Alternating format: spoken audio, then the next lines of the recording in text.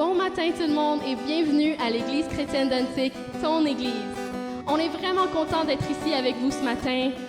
Malgré la pandémie, on est vraiment bénis d'être capable de se joindre ensemble avec vous et louer le Seigneur ensemble. Alors, ce matin, on va prendre un temps dans la louange, mais avant tout, on va prier ensemble. Seigneur Jésus, merci parce qu'avec toi, il y a la victoire.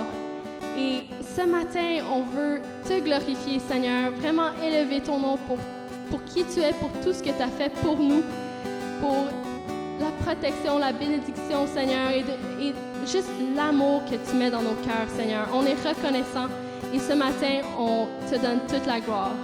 Amen.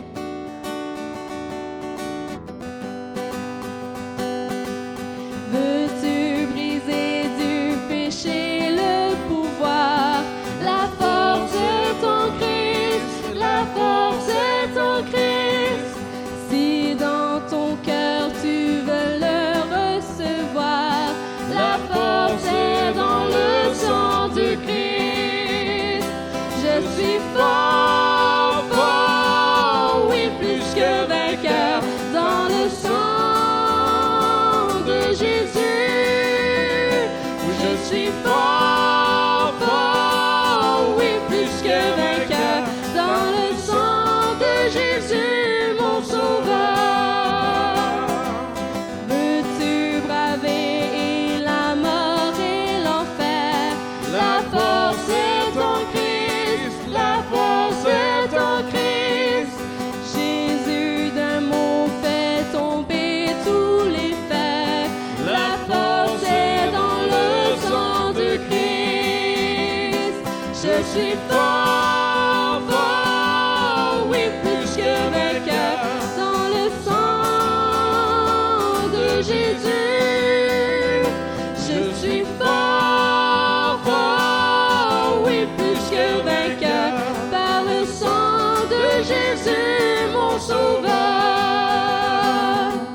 Veux-tu briser du péché le pouvoir? La force est ton Christ, la force est ton Christ. Si dans ton cœur tu veux le recevoir, la force est dans le sang du Christ. Je suis fort, fort, oui, plus que vainqueur dans le sang de Jésus. Je suis fort, fort, oui, plus que vainqueur par le sang de Jésus, mon sauveur. Je suis fort, fort, oui, plus que vainqueur par le sang de Jésus. Je suis fort, fort, oui, plus que vainqueur par le sang de Jésus, mon sauveur. Par le sang de Jésus, mon sauveur. Par le sang de Jésus, mon sauveur.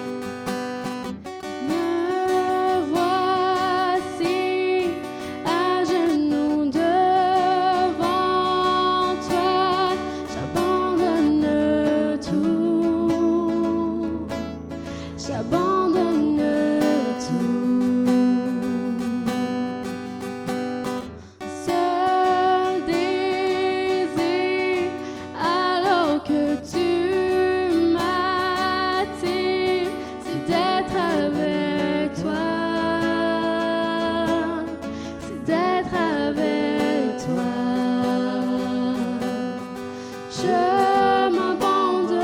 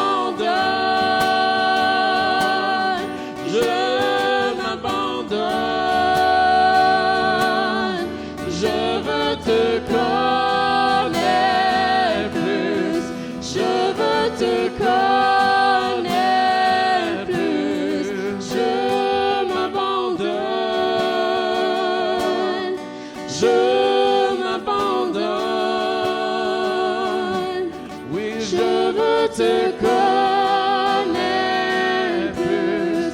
Je veux te connaître plus.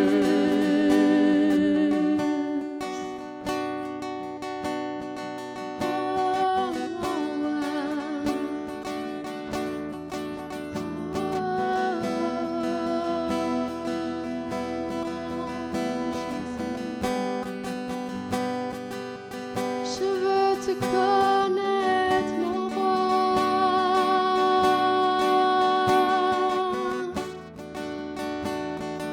Viens dans mon cœur, Seigneur.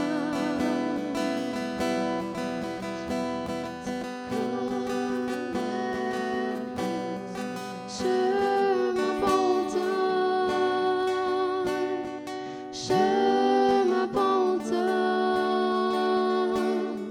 Je veux te connaître plus.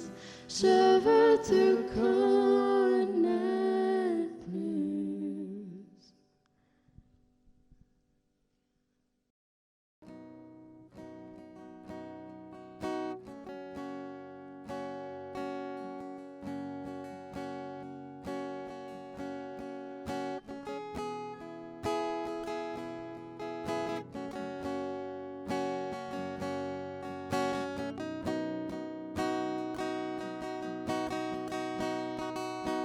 Sois élevé,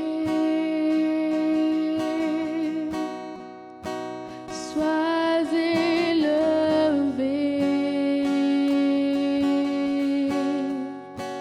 Nous nous prosternons.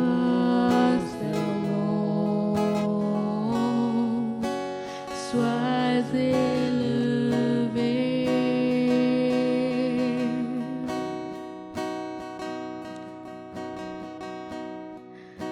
Sois élevé,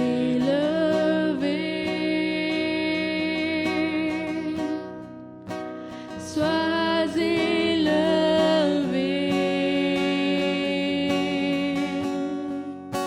Nous nous prosternons.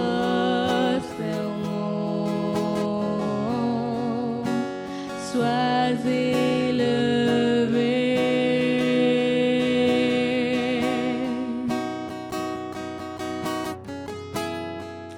Que les cieux se réjouissent, que les nations chantent, que la terre entière tremble, car tu es Dieu.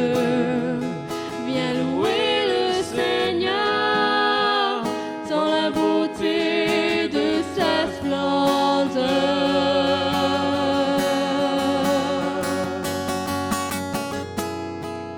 Que les cieux se réjouissent, que les nations chantent, que la terre entière tremble, car tu es Dieu. Viens louer le Seigneur dans la beauté de sa splendeur. Nous nous prosternons.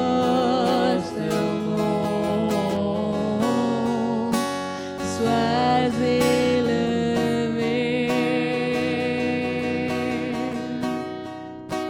Sois élevé. Sois élevé.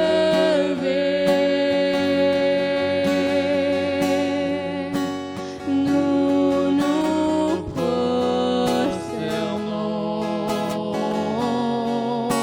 Sois élevé.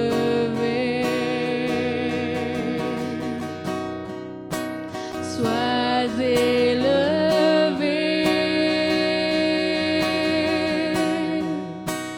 Sois élevé.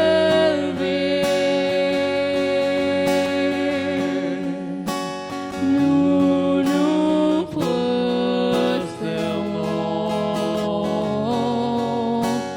Sois élevé.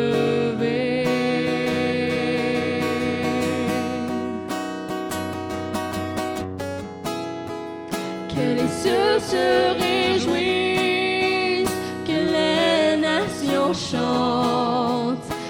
la terre entière tremble, car tu es Dieu. Viens louer le Seigneur dans la beauté de sa splendeur.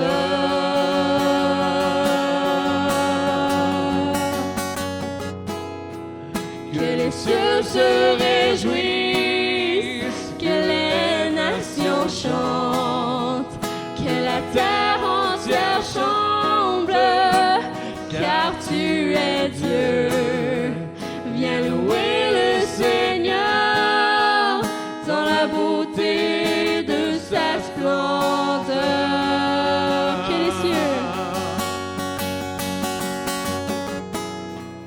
Que les cieux se réjouissent, que les nations chantent, que la terre entière tremble, car tu es Dieu. Viens louer le Seigneur dans la beauté de sa splendeur. Nous nous prosternons, sois élevé, sois élevé, sois élevé,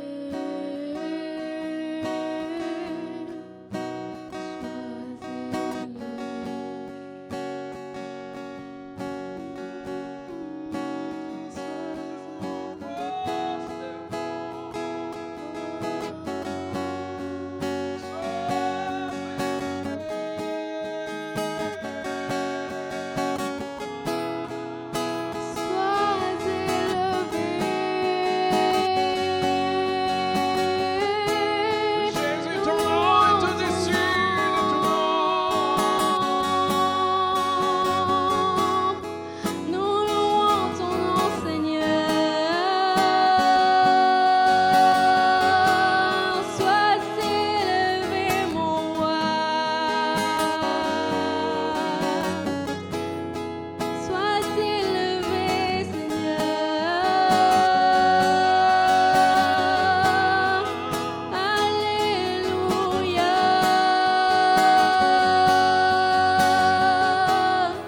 Oh Jésus, tu es digne, mon roi. Oh Jésus, Mais sois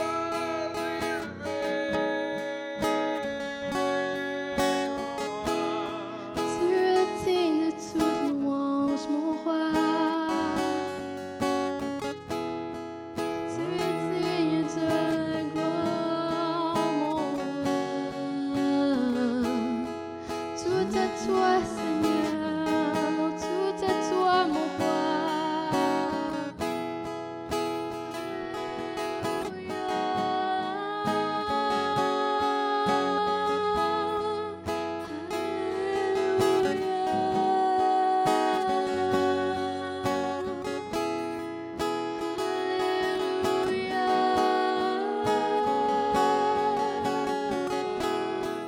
Sois élevé, Seigneur.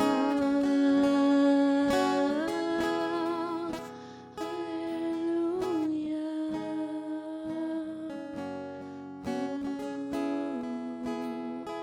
à toi la gloire, Seigneur, mon Dieu, mon roi. Oh oui, Jésus.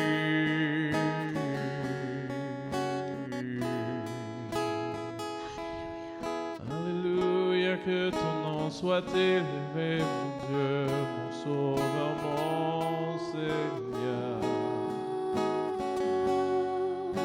Jésus, élevez vos voix vers lui. Il est digne de louange. Oh, toute la gloire à toi. Reçois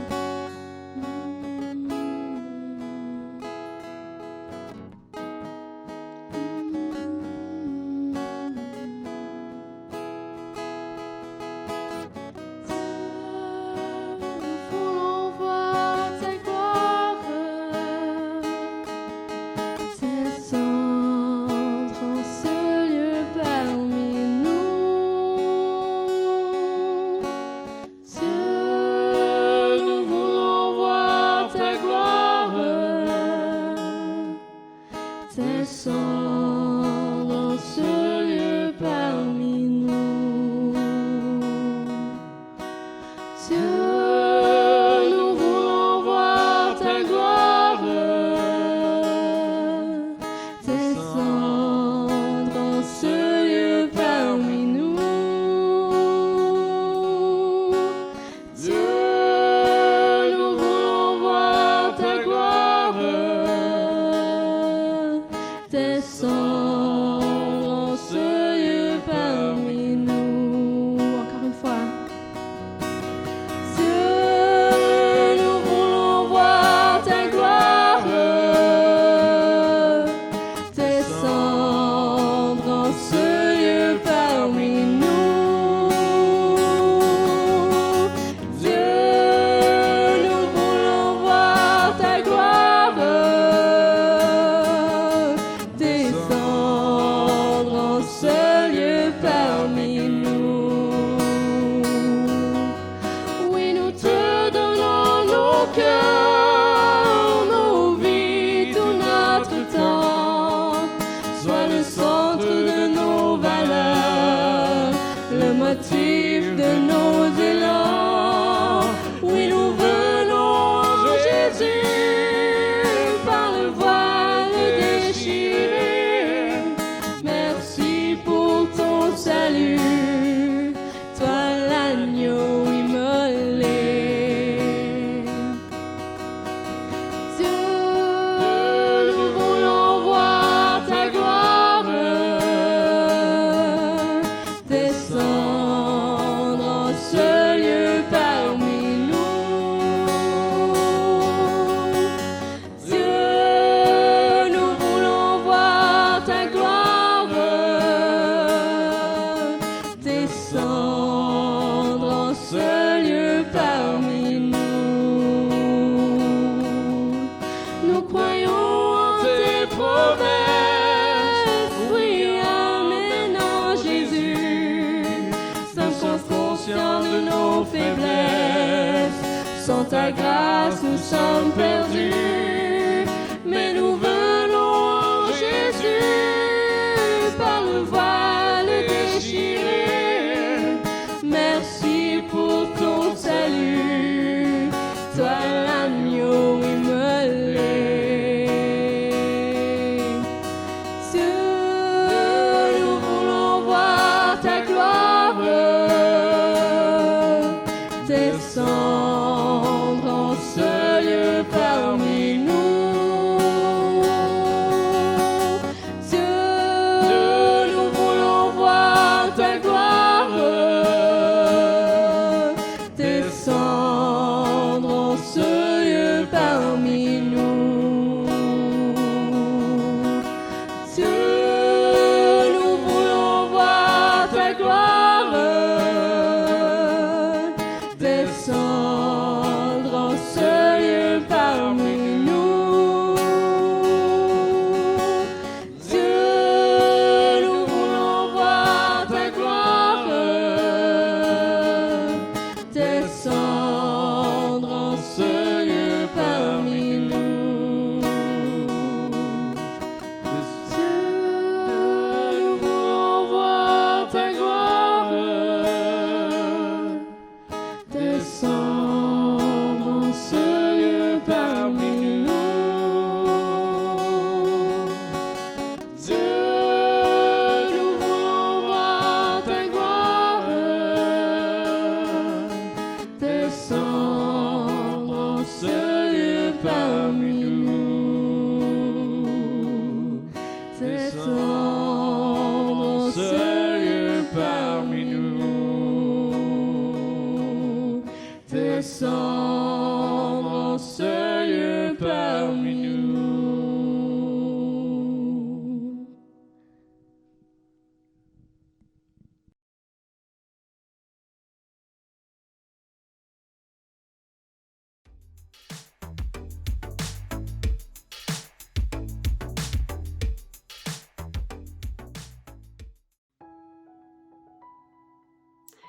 Bonjour, je m'appelle Catherine Perrault et ce matin, j'aimerais vous présenter une revue de livres avec une invitée spéciale. Je laisse donc ma fille Mélodie Hurel vous présenter un court résumé du livre « Es-tu la princesse ». Aujourd'hui, nous allons parler de ce livre. Il parle des princesses qui ont été couronnées et d'un roi qui cherchait une princesse. Puis le roi a cherché parce que il voulait trouver la princesse, mais il l'a pas trouvée. Mais il a pensé, puis il a voulu couronner les princesses. C'est comment que l'histoire se termine. Pouce en l'air. Bye bye. Merci Mélodie. Comme tu l'as si bien dit, Es-tu la princesse raconte les aventures d'un roi qui veut rencontrer la princesse d'une ville.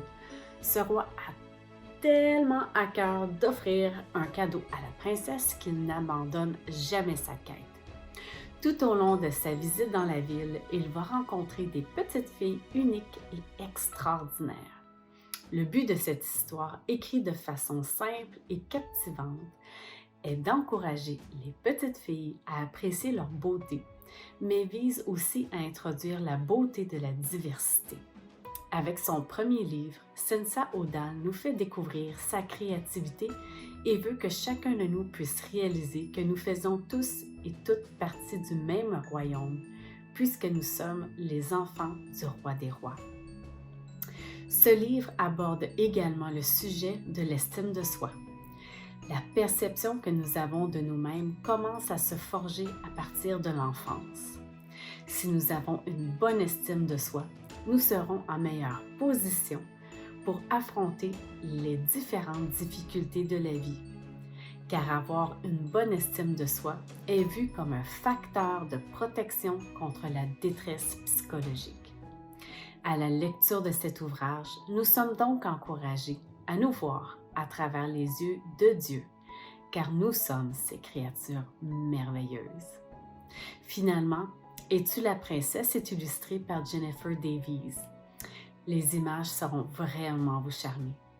Je vous invite aussi à visiter le site de Jennifer qui est le www.création sans S, jenn.com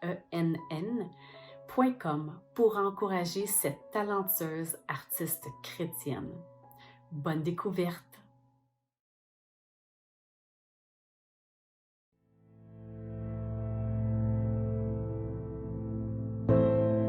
Les plus humbles et les plus pauvres cherchent de l'eau, mais il n'y en a pas, et leur langue est desséchée par la soif. Moi, l'Éternel, je répondrai à leurs prières. Moi, le Dieu d'Israël, je ne les abandonnerai pas.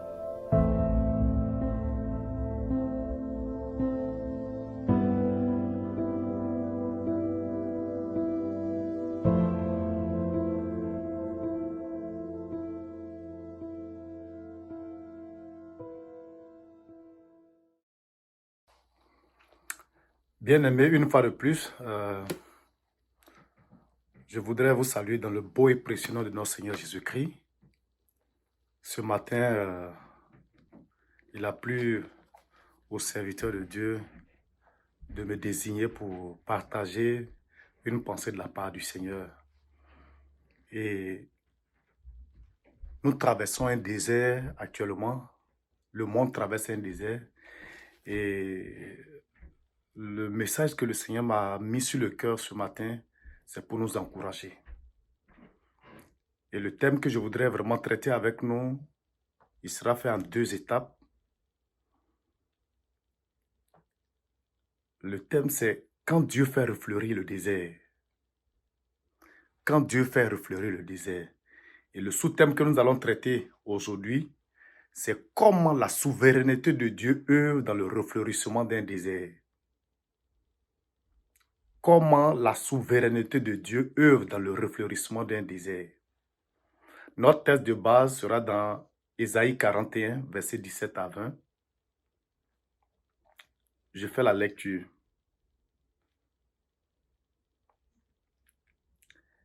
Les malheureux et les indigents cherchent de l'eau. Il n'y en a point. Leur langue est desséchée par la soif. Moi, l'Éternel, je les exaucerai. Moi, le Dieu d'Israël, je ne les abandonnerai pas. Je ferai jaillir les fleuves sur les collines et des sources au milieu des vallées. Je changerai le désert en étang et la terre aride en courant d'eau. Je mettrai dans le désert le cèdre, l'acacia, le myrte et l'olivier. Je mettrai dans les lieux stériles le cyprès, l'orme et le buis, tous ensemble, afin qu'ils voient, qu'ils sachent, qu'ils observent et considèrent que la main de l'Éternel a fait ces choses, que le Saint d'Israël en est l'auteur. Le monde aujourd'hui est semblable à un grand désert, vu les effets dévastateurs du Covid-19. Je voudrais nous encourager à savoir nous positionner dans la vie pour recevoir la promesse de Dieu, surtout après des temps difficiles. Supposons que depuis de longs jours, l'eau ne coule plus de ton robinet. Et soudainement, tu t'aperçois que l'eau est en train de couler. Le premier jour, ta réaction sera l'excitation, la joie, parce que la sécheresse a cessé pour faire place à un courant d'eau. De même, quand Dieu permet à l'eau, à l'abondance de couler dans ta vie, c'est la joie, c'est l'émotion. Quel est le contexte dans lequel Ésaïe nous parle? Et qu'est-ce qu'on peut définir par les différents éléments qui sont cités? Aujourd'hui, je vais m'appesantir sur le verset 18 et une prochaine fois sur le verset 19 et 20. Ce passage est l'une des prophéties de restauration que Dieu donne au royaume de Juda et d'Israël, quand ils étaient dans des temps difficiles et qu'ils devaient revenir de la captivité. Et l'Éternel s'adresse particulièrement à un groupe de personnes qu'il appelle les pauvres et les nécessiteux. Les pauvres et les nécessiteux sont ceux qui sont privés de leurs droits dans toutes les cultures et qui ne sont pas définis par nationalité ou situation géographique. Malgré que cette prophétie s'adresse aux Juifs, son extension est tout aussi large qu'on ne le pense. Elle s'adresse aussi à ceux qui ont soif et qui désirent de l'eau. L'eau ici fait référence à la vie et à la subsistance, donc à la nourriture. En clair, ceux qui cherchent le bien-être, ceux qui crient à l'aide, ceux qui crient au secours, mais dont leur recherche semble n'aboutir à rien et qui en sont désespérés. Le passage nous dépeint l'image de personnes qui luttent pour avoir de l'aide, de la subsistance et qui en ressortent les mains vides, le cœur affligé et l'espérance abattue parce que le secours ne semble pas arriver. Ce sont ceux-là que la Bible appelle les pauvres et les nécessiteux. C'est donc dans un tel contexte que Dieu vient leur dire « Je ne les abandonnerai pas ». Je veux dire à quelqu'un, si tu remplis les conditions d'un pauvre et d'un nécessiteux, et qu'en plus, tu cries à l'aide, au secours, et que tu ne trouves pas, Dieu me charge de te dire ce matin qu'il ne t'abandonne pas. La question généralement qu'on se pose, c'est est-ce que Dieu est capable de pourvoir pour nous lorsqu'il n'y a pas de réserve? Est-ce qu'il est encore possible de compter sur Dieu quand les délais des factures, l'âge, la pression de la vie, la maladie, le désespoir crient à gosier ouvert, stressant et pressant? Généralement, quand nous sommes dans des situations d'un besoin, on attend qu'un proche ami ou un parent intervienne, et quand personne n'intervient et que les jours avancent, notre panique grandit. Et tu te demandes si Dieu peut te venir en aide là où les humains sont présents, mais restent insensibles. C'est cette situation qu'Ésaïe présente. Comment Dieu interviendra-t-il dans la vie de ces pauvres et nécessiteux qui ont cherché de l'aide partout, rien que pour avoir un bien-être et qui n'ont pas eu? Mon deuxième point sera le processus que Dieu utilise pour refleurir notre désert. Dans ce texte, surtout au verset 18, il dit « Je ferai jaillir des fleuves sur les collines et des sources au milieu des vallées. Je changerai le désert en étang et la terre aride en courant d'eau. » Dieu nous montre comment il va régler leurs problèmes. Il dit « Je ferai jaillir ». C'est comme si devant toi, il y avait une montagne infranchissable et qui soudain s'écroule et qui te laisse en face de grands trésors. En d'autres termes, Dieu dit qu'il est sur le point d'initier un processus qui aboutira à l'objet de tes recherches, de ta souffrance, de ton manque, de ta soif. Dans le test, Dieu révèle 4 types d'eau ou expressions qui se réfèrent à l'eau dans ce passage. Précisément au verset 18. Des fleuves ou rivières dans d'autres versions, des sources ou fontaines dans d'autres versions, l'étang et la 4e référence à l'eau, c'est le courant d'eau.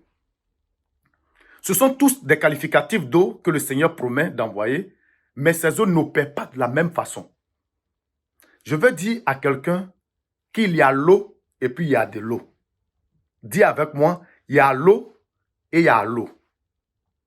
Toutes les eaux ne sont pas les mêmes. C'est ce que le texte nous laisse voir. Dieu ne dit pas j'enverrai des fleuves et des fleuves et des fleuves, ni des étangs et des étangs et des étangs. Il dit j'enverrai des fleuves ou des rivières dans d'autres versions, des sources ou des fontaines, l'étang et les courants d'eau. Il parle des différents types d'eau qu'il enverra à des personnes vivant différentes situations. Quelles sont donc les 4 conditions que Dieu veut adresser et comment va s'y prendre? La première type d'eau, du moins le premier type d'eau, c'est les fleuves ou rivières.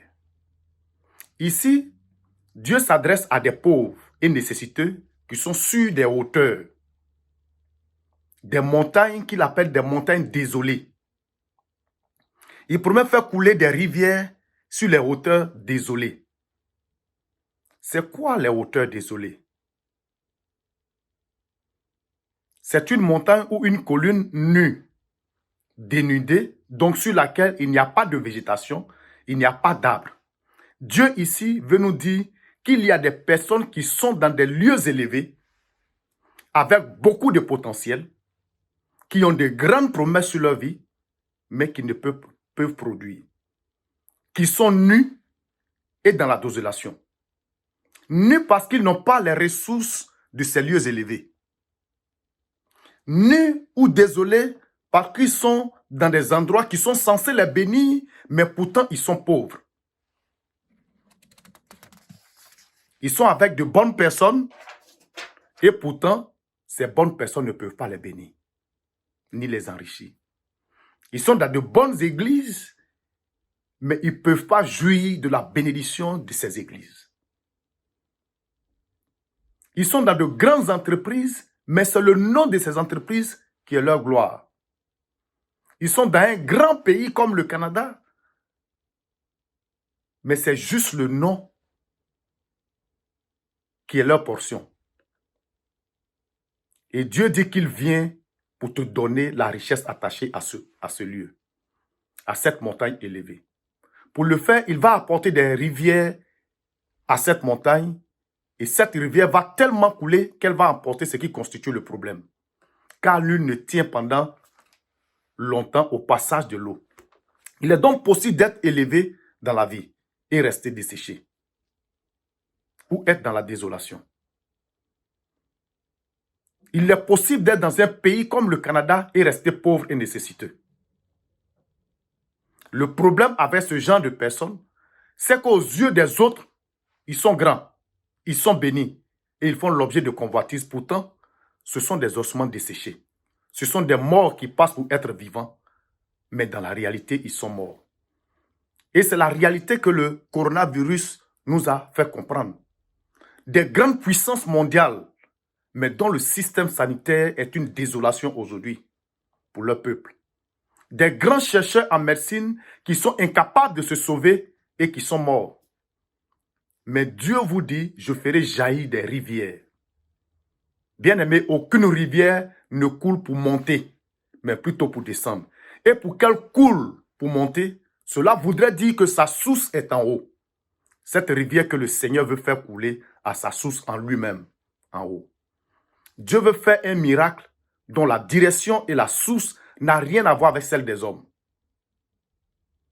Il y a des personnes que la vie a bénies, mais qui sont spirituellement desséchées. C'est des personnes qui sont sur des hauteurs élevées ou dénudées. Il y a des gens qui ont de grands investissements, mais qu'une décision d'investissement a ruiné dans cette situation. Ou même que la situation du coronavirus a desséché. Ça prend un miracle de la part de Dieu, pas un redressement économique. Le deuxième type, ce sont les sources ou les fontaines d'eau. Ici, les sources ou les fontaines sont différentes des rivières dans leur façon de faire. Ce sont des sources de rivières.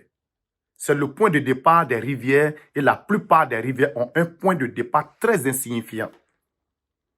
La plus grande rivière du monde qu'on appelle Amazonie, au Brésil, a sa source au Pérou ou bien dans la grande rivière Volta qui alimente le Ghana et à sa source au Burkina Faso. Donc, la fontaine ou la source est un point de départ de ce qui devient plus tard rivière. Et ce point de départ est toujours petit.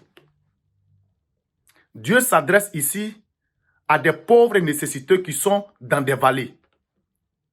Qu'il ouvrira des sources dans cette vallée. L'eau de Dieu ne coule pas seulement sur les montagnes, mais aussi dans les vallées. Es-tu sur la montagne ou dans la vallée? Ne t'inquiète pas, le Seigneur a pensé à toi. La vallée est un endroit qui est en bas, généralement rétréci. Elle est coincée, elle est resserrée dans la vie. Et cela est l'image des personnes qui ne sont plus ce qu'ils étaient hier, qui n'ont plus la gloire qu'ils avaient hier, qui n'ont plus la santé qu'ils avaient hier, et qui sont tombés, comme on le dit. La particularité de la vallée, c'est qu'elle nous cache. Il fait qu'on ne nous voit plus.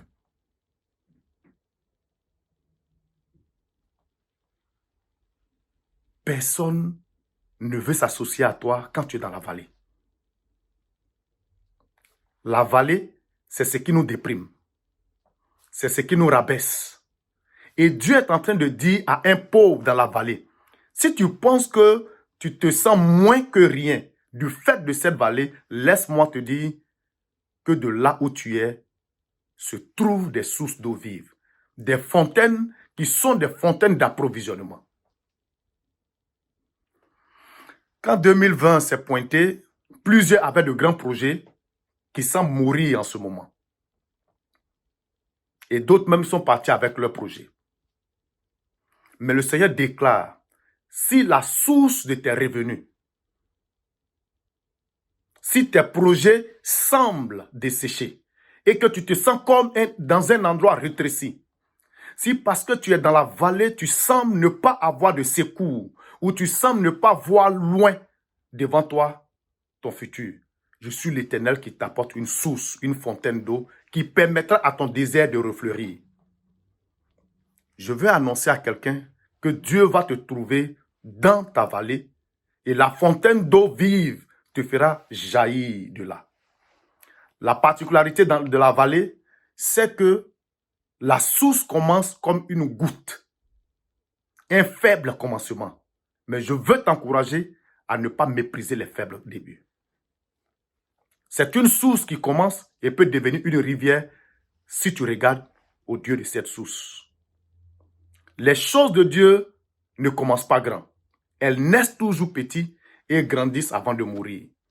Donc Dieu est en train de dire à des pauvres et nécessités qui sont dans la vallée, Je vais commencer quelque chose qui ne sera pas grand, mais ne le méprise pas parce que c'est le point de départ d'une rivière. Le problème n'est pas la taille, mais ton attitude face à la taille. La place des rivières n'est pas dans la vallée, mais sur les montagnes. Et une source ou une fontaine n'est jamais faite pour être sur la montagne, mais dans la vallée.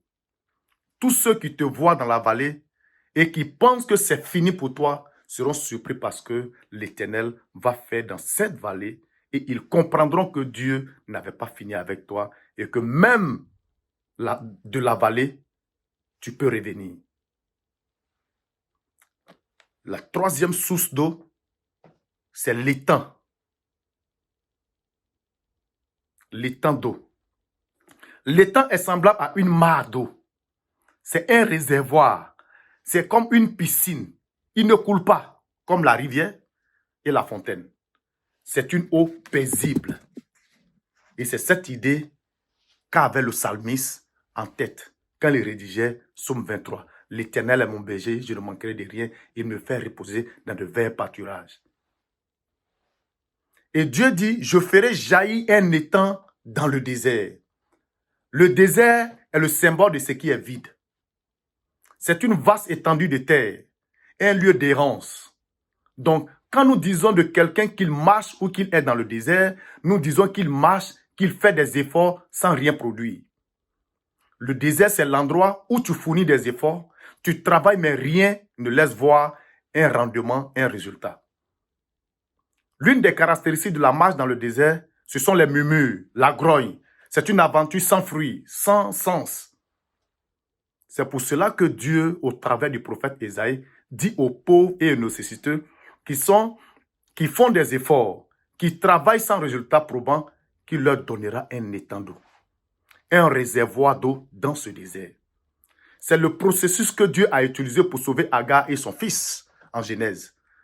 Le bonheur dans le désert, c'est de trouver une oasis.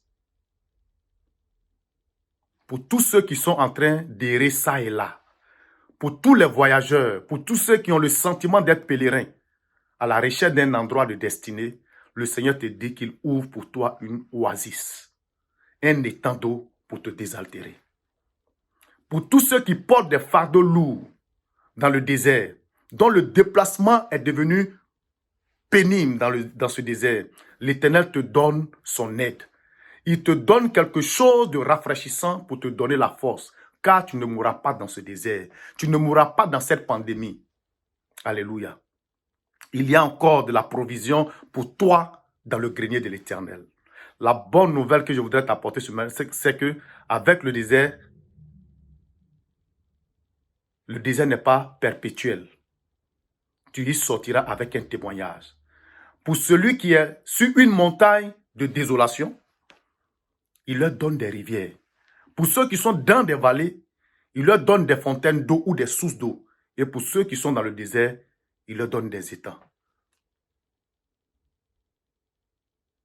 La quatrième et dernière source d'eau, c'est le dernier groupe de pauvres et de nécessiteux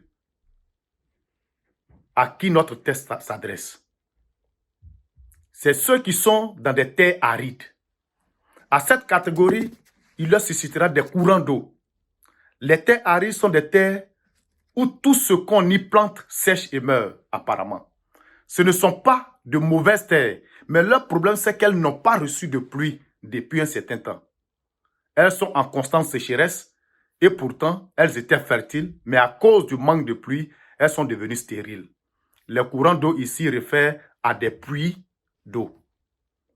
Et Dieu dit, dans ton temps de sécheresse, je te donnerai des puits. La caractéristique des personnes qui sont sur des terres arides, c'est qu'elles sont nostalgiques de leur temps de fécondité, leur passé de gloire. Il y a tellement de personnes qui n'ont jamais connu de l'aide pendant longtemps, qui sont arides et vides de relations. Ils sont arides et vides de la grâce de Dieu. Dieu seul sait où tu es et quel type d'eau il te faut pour refleurir ce désert dans lequel tu es. Dieu n'a pas encore fini avec toi, car la gloire de la seconde maison sera plus grande que celle de la première maison. Prends courage, fortifie-toi, Peu importe ce désert, il ne sera pas perpétuel et l'Éternel va te répondre certainement. Que le Seigneur te bénisse.